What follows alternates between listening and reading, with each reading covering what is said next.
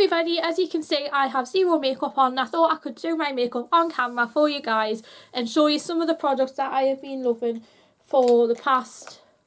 It's only been a week since we started the new year, so I'm just going to be talking you through some of the products that I've been enjoying and starting 2026 with. So let's get right into today's video. Prior to filming, I applied my foundation with my trusty Kiki Daily Protection BB cream. Now, this is supposed to give an SPF of 30, and it's a protective, nourishing, colour effective cream with natural effect. To apply that, I used a sculpting brush, my Real Techniques.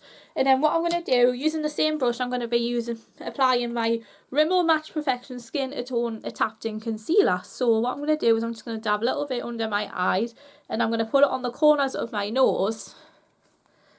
And then I'm going to use the same brush to blend that in.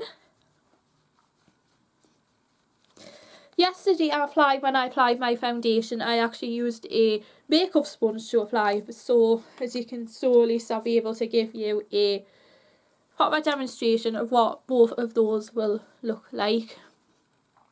If you want to see how it applied using my makeup sponge that I did on last Friday, I will link that in the description box below. So what we're going to do now is I'm going to powder my face. I'm now going to use my trusty Rimmel Stay Matte powder. This is actually the only powder that I own. So what I'm going to do is I'm just going to use a Real Techniques powder brush to apply that on.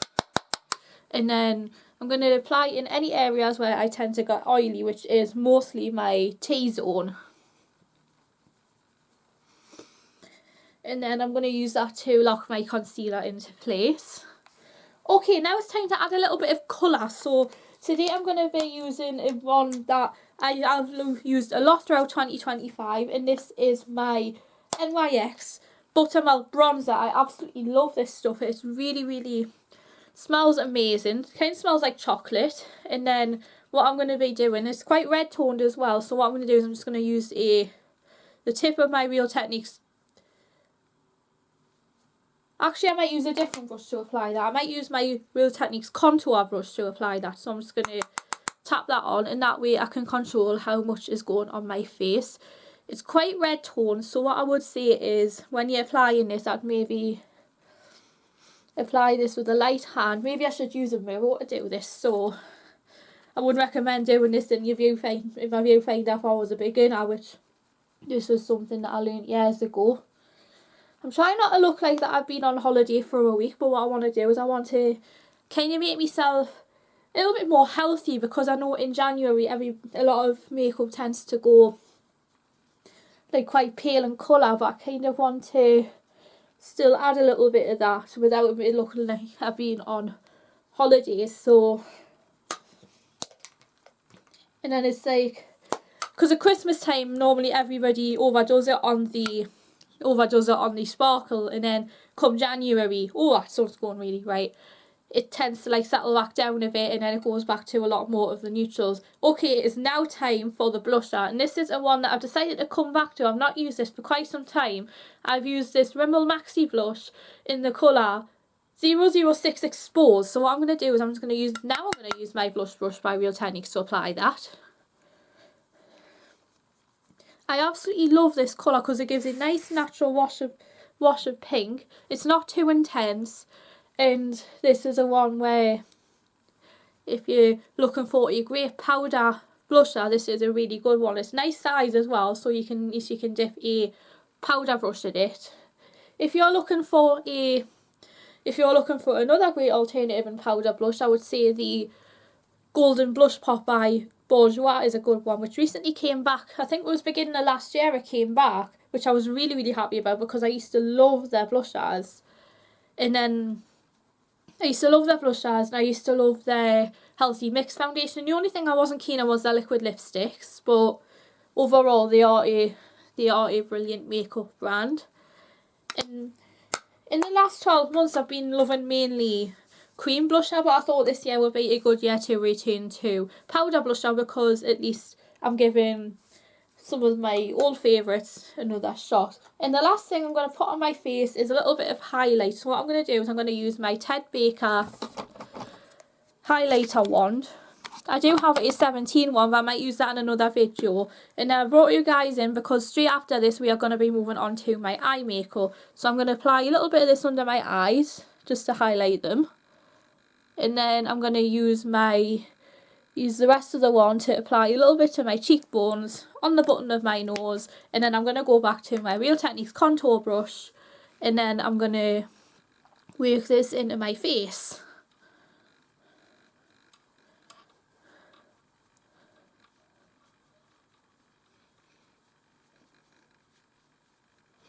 Then once I've finished this, I might go and shut the curtains because it's getting a little bit bright.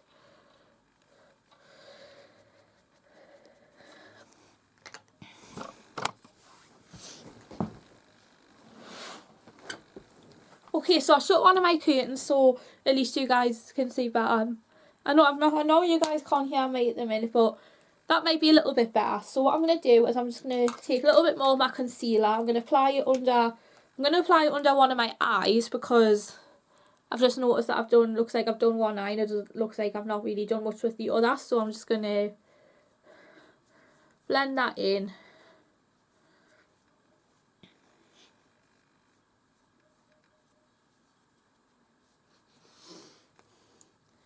And then I'm going to put a little bit on my eyes to act as a primer.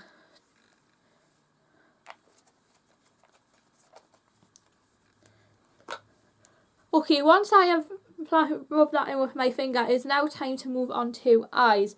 I feel like this year will be a great year to revisit some of my old favourites from back on my old channel. So I think one of the first ones that I used was this palette here, this little eyeshadow trio here. This is the Ted Baker eyeshadow trio in Dusky Pink. So I've just decided to go behind the cloud. I've also closed the curtain, so that definitely looks much better from what I'm using in my viewfinder. I thought for my eyes, I thought I would revisit a eyeshadow that I absolutely adore on my old channel, and this is one of the Ted Baker eye trios. This one here is called Dusky Pink. So what I'm going to do is I'm going to go with mainly these colours here, and I might go in with a matte shade for some definition from my Model's Own Berry There palette. So what I'm going to do, the first thing I'm going to go in with is this bottom shade here. Don't worry if this part is messy, by the way, because I know it might look a little bit freaky to begin with, and then we'll blend out and it looks so much better at the end. And then what I'm going to do is I'm going to take a little bit of my Model's Own Berry There palette. I'm going to take this shade here, which is called Exposed, and I'm going to take that in my crease.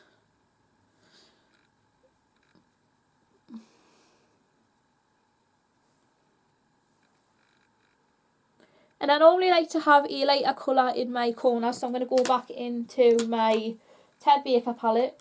The brush that I used to apply both those colours was a Real Techniques based shadow brush. Now using a shading brush by the same name, I'm going to go in with a little bit of this middle shade here, which is gorgeous kind of pinky champagne colour. And I'm going to pop a little bit of that on the corners.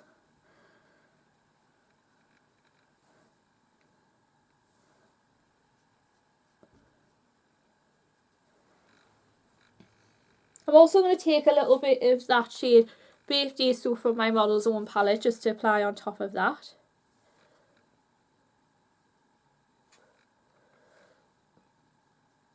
Finally, to apply a little bit of highlight under my brow bone, I am going to use the top shade from the Ted Baker palette, and then I'm just going to apply that under my eyebrow and then use that to blend out the edges, and it blends really nicely into the brown.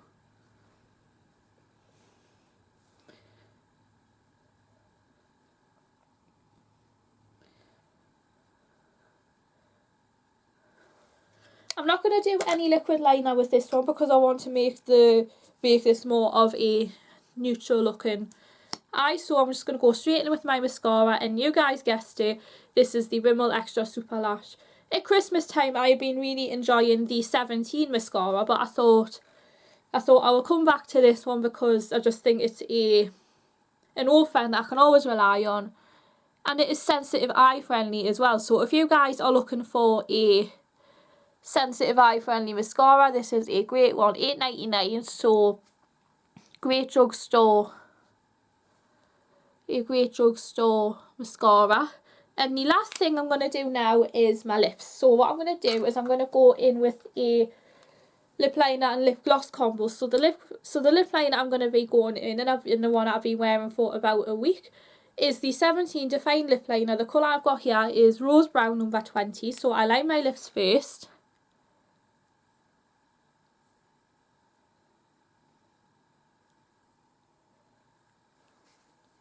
And then the lip gloss that I'm going to put on top is this 17 one in, this is in the colour Mauve.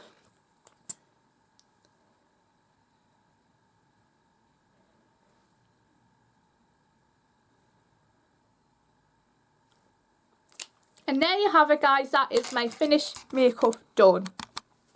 I really enjoy putting this together as my first makeup look for 2026.